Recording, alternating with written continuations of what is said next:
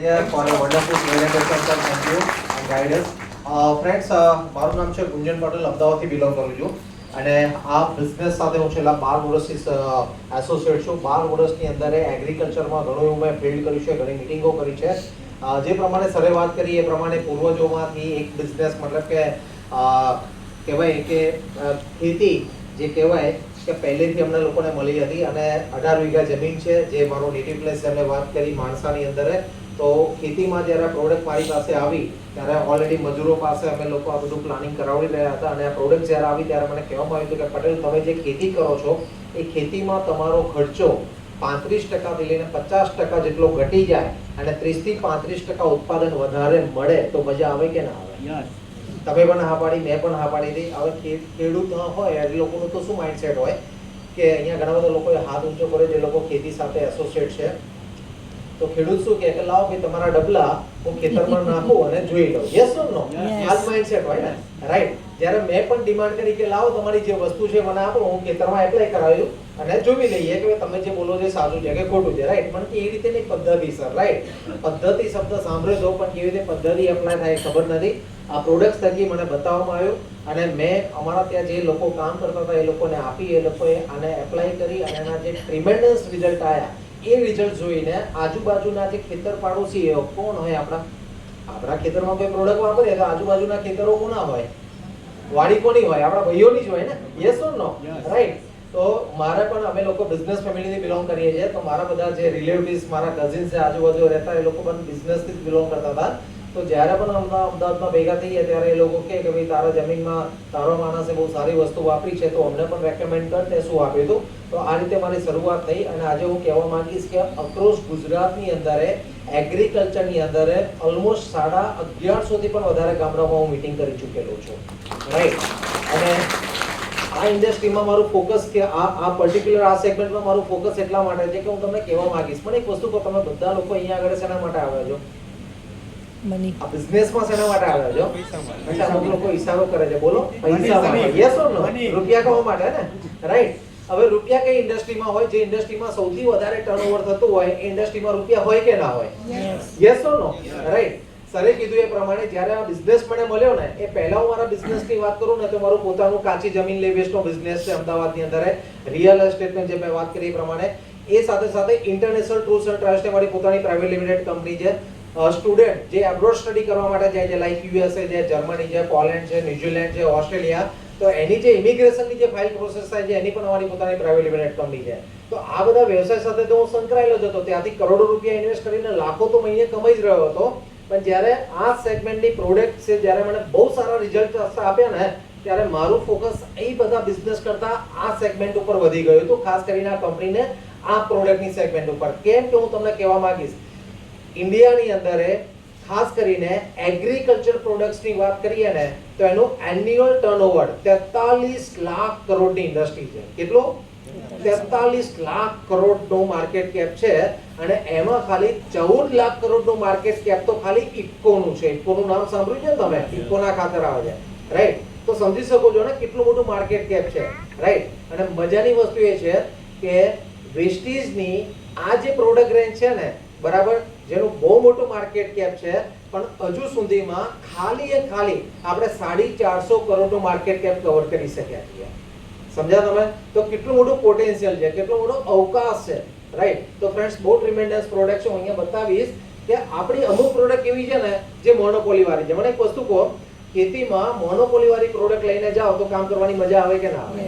Yes or નો? તો હું કહેવા માંગીશ કઈ મેં આનું મોનોપોલી વાળી પ્રોડક્ટ છે. જો સૌથી પહેલા તો ખેડૂત મિત્રોને સૌથી મોટો જે ઇશ્યુ આવે છે ને, ઇશ્યુ એ આવે છે કે જમીન જે છે એ જમીન બધાની કડક થઈ ગઈ છે, કઠણ થઈ ગઈ છે. હા કે ના? જે લોકો ખેતી સાથે એસોસિએટ છે એ મારી વાતને સમજી શકતા હશે, રાઈટ? તો ખેડૂતને જમીન ઓછી કરવા માટે તમારે અહીંયાથી મહુવાથી રાજુલાના પંથકમાં આપણે જઈએ ઉના સુધીમાં તો જીપ્સમ લોકો વધારે નાખતા હોય છે. Yes or no? રાઈટ? જીપ્સમના ભાવ એટલા વધી ગયા છે અને જીપ્સમની અવેલેબિલિટી જે રીતે જોઈએ એ રીતે નથી, જેના લીધે ખેડૂતને બહુ મોંઘું પડે છે. તો ફ્રેન્ડ્સ, હું અહીંયા કહેવા માંગીશ કે એગ્રી 82 આ પ્રોડક્ટ તમે ખુલ્લા પાણી સાથે 1 વીઘામાં 50 થી 100 ml આપી દીધી ને તો આનો સૌથી મોટો પ્લસ પોઈન્ટ એ છે કે 24 થી 36 કલાકમાં તમારી જમીન પોચી અને નરમ કરી દેશે. માર્કેટની અંદર 24 થી 36 કલાકમાં જમીન પોચી અને નરમ કરવા માટેની કોઈ જ પ્રોડક્ટ નથી. ગમે તે એગ્રોમાં જઈને કોઈને પણ પૂછો કે કોઈ પણ ખેતીના જે પણ એક્સપર્ટ છે એમને જઈને પૂછો તો એ કહેશે કે આ ટાઈપની કોઈ પ્રોડક્ટ નથી જે આ પ્રોડક્ટ કામ કરે છે 82. અને સૌથી બીજો મોટો પ્લસ પોઈન્ટ એ છે ડ્રીપ. તમને ખ્યાલ હશે, ડ્રીપ ખ્યાલ છે ને, ડ્રીપ ઇરિગેશન જેને કહેવાય. એ ડ્રીપની અંદર નાના નાના હોલ્સ હોય છે અને જે હોલ્સમાંથી પાણી પાસ થતું હોય છે અને જમીનમાં છોડ પાસે ચોટા તંતુમૂળને મળતું હોય છે. તો આ જે હોલ હોય છે ને એ હોલ ક્ષારના લીધે ચોકઅપ થઈ જાય છે, મતલબ કે જામ થઈ જાય છે, જેને ખોલવા માટે ખેડૂતોને સલ્ફ્યુરિક એસિડ વાપરવો પડતો હોય છે અને એ એસિડ જમીનમાં પડ્યો રહેતો હોય છે, જેના લીધે જમીનને પણ નુકસાન થતું હોય છે. આલ્કલાઇન જમીન એસિડિક થઈ જતી હોય છે. આ થોડો ટેકનિકલ વર્ડ છે, રાઈટ? તો જમીન ખરાબ થતી હોય છે. સિમ્પલ ભાષામાં તમે આ સમજી શકો છો. એ એસિડ જમીનમાં આપવાના લીધે જે હોલ છે હોલને ઓપન કરવા માટે 82 તમે યુઝ કરશો ને, પર્ટિક્યુલરલી જમીન પોચી કરવા માટે જે માત્રા તમે 50 થી 100 ml યુઝ કરશો તો એમાં જમીન તો પોચી નરમ કરશે પણ જેટલા હોલ ચોકઅપ થઈ જાય છે ક્ષારના લીધે એ પણ સિંગલ યુઝની અંદર ઓપન કરી દેશે.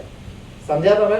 હવે આ બંનેનું કોસ્ટિંગ ગણવા જશો ને તો આ પ્રોડક્ટની કોસ્ટ ઘણી તમને ઓછી લાગશે, રાઈટ? તો ત્યાં તો આ કામ કરશે. એ સાથે સાથે આજે જેટલા પણ લોકો પર્ટિક્યુલરલી આજે મને એક વસ્તુ કહો, પીએચ ખ્યાલ છે? જમીનનો પીએચ ના બેલેન્સ કરવો જરૂરી છે. તો પીએચ જે બેલેન્સ કરવા માટે ઘણા બધા પીએચ ઇન્ડિકેટર્સ કે લિક્વિડ આવે છે જે એટલા કોસ્ટલી હોય છે કે નોર્મલ ખેડૂત એ એફોર્ડ નથી કરી શકતા. 5-7 વીઘાના જે ખેડૂતો હોય છે ને એ લોકો પોતાના જમીનના પીએચ ને બેલેન્સ કરવા માટે જે પણ માર્કેટમાં લિક્વિડ ફોર્મ્યુલેશન મળે છે એટલા કોસ્ટલી છે એ લોકો એપ્લાય નથી કરી શકતા, યુઝ નથી કરી શકતા. આ વસ્તુ તમે આપશો ને તો આનું કામ છે પીએચ બેલેન્સ કરવાનું, રાઈટ? અને તમે લોકો તમારી જે જમીનો હશે કે તમારા જે રિલેટિવ્સ હશે કે ફ્રેન્ડ્સ હશે, મોટા ભાગના લોકો નિયરેસ્ટ આ બાજુના જ હશે. યસ ઓર નો? તો આખો પટ્ટો છે એ કયો પટ્ટો છે? આખો જે બેલ્ટ છે કયો બેલ્ટ છે? દરિયાઈ બેલ્ટ. કયો કહેવાય? દરિયાઈ. જ્યાં સૌથી વધારે હાઈ ટીડીએસ હોય છે, રાઈટ? મેં અહીંયા આગળ જોયું છે 2200-2800 ટીડીએસ ના પાણી ખેતરોમાં જતા હોય છે. તો એ ટીડીએસ ને તમારે ઓછો કરવો છે તો એના માટે 82 વાપરવી કમ્પલસરી છે. જો તમે તમારા પાણીનો ટીડીએસ ઓછો કરી દેશો ને તો બાય ડિફોલ્ટ તમારું જે ઉત્પાદન છે 30-35% વધી જશે. ત્યાં તમે 82 નો ઉપયોગ કરી શકો છો, સ્પ્રેડિંગમાં ઉપયોગ કરી શકો છો. જે ઝાકર અને ઠાર પડતો હોય છે એમાં પર પંપે 5 ml ની ક્વોન્ટિટી આની નાખશો ને તો પંપનું કોસ્ટિંગ ખાલી 5 રૂપિયા બેસશે. પણ ગમે તેટલો ઠાર કે ઝાકર પડતું હશે સાંજે 4-5 વાગ્યા પછી સ્પ્રે કરશો ને તો સવારે ખેતરમાં જશો એક છોડના કોઈ પાંદડા ઉપર પણ તમને એક પાણીનું ટપકું જોવા મળશે નહીં. અને જ્યારે હું આ વાત કરું છું ને ત્યારે ઘણા બધા ગામડામાં ખેડૂતો એમ કહે છે, સર જો આ કામ થતું હોય ને તો અમે લોકો વિન્ટરમાં એટલે રવિ પાકમાં અમે જીરાનું વાવેતર કરીશું. કેમ કે જીરું સૌથી વધારે ખરાબ શેના લીધે થાય છે? ઝાકળના લીધે થાય છે. અને જીરાના છેલ્લા 2 વર્ષમાં ભાવ શું છે? છેલ્લા 2 વર્ષમાં જીરાના ઓન એન એવરેજ ભાવો 4000 થી લઈને 6000 ના ભાવ છે. અને ઝાકળના લીધે 40 થી 50% જીરું ખરાબ થતું હોય છે. અને બાકીનું જે જીરું ખરાબ થતું હોય છે કે ઠંડીનો મોસમ હોવાના લીધે જમીન કડક થઈ જાય છે અને ભેજ વધારે માત્રામાં પકડવાના લીધે નીચેના રૂટ્સની અંદર ફંગસ થતી હોય છે. એનું પણ સોલ્યુશન આપી દઉં છું તમને. આ બે વસ્તુના લીધે ખેડૂતો જીરું નથી કરતા અને બંને પ્રોબ્લેમનું સોલ્યુશન આપણી પાસે છે. અને જે ખેડૂત આ બંને ટ્રીટમેન્ટ એપ્લાય કરશે ને હું ગેરંટી આપું છું કે એ ખેડૂતનો ઓન એન એવરેજ 1 વીઘાના જીરાનું ઉત્પાદન મિનિમમ 18 મણથી લઈને 25 મણનું નીકળશે. સમજ્યા તમે? હવે જસ્ટ તમે કેલ્ક્યુલેશન કરો તમે કે આપણે પકડી લઈએ ખાલી 15 મણ જીરું થાય છે. કેટલો? મિનિમમ વીઘે 15 મણનું જીરું થાય છે અને ભાવ ખાલી 4000 પકડી લઈએ તો કેટલા રૂપિયાનું જીરું થશે? 60000 રૂપિયા. એ પ્લાન્ટ જે છોડના તંતુમૂળ સૌથી વધારે હોય એનો મતલબ શું થયો? મજબૂત અને તંદુરસ્ત. Yes or no? By default એ છોડનું ઉત્પાદન તમને સારામાં સારું મળશે, રાઈટ? બહુ ટ્રીમેન્ડસ રિઝલ્ટ લીધા છે અહીંયા આગળ ઓનિયન ની અંદર. નોટ ઇવન ઓનિયન, બધા જ ગ્રુપ્સ ની અંદર આપણે બહુ સારામાં સારા રિઝલ્ટ્સ લીધા છે. યુમિકથી મોસ જે ફ્લાવરિંગ માટે બહુ સારામાં સારું છે. જ્યારે ફ્લાવરિંગ નું સ્ટેજ આવતું હોય છે, જો ખેડૂત છે ને દરેક પાકની અંદર 4 અવસ્થામાંથી પસાર થતા હોય છે. પહેલી વસ્તુ ઉગવાનો એટલે વિકાસ માટેની એક અવસ્થા થઈ ગઈ. વિકાસ મળી ગયો તો એના પછી આવે છે ફૂલ નથી બેસતા. શું? ફૂલ નથી બેસતા. ફૂલ બેસી જાય છે તો ફૂલ ખરી પડે છે. ફૂલ ખરતા નથી તો યોગ્ય સાઈઝનો જે ફાલ મળવો જોઈએ એ ફાલ મળતો નથી. આ ચાર અવસ્થામાંથી ખેડૂત પસાર થતા હોય છે. આ ચારે ચાર અવસ્થામાં જે આપણી પ્રોડક્ટ વાપરવાની છે એમાંની આ એક પ્રોડક્ટ છે ફ્લાવરિંગ લાવવા માટે. બિફોર જ્યારે ફ્લાવરિંગનું સ્ટેજ આવતું હોય છે ત્યારે પંપની અંદર 25 થી 30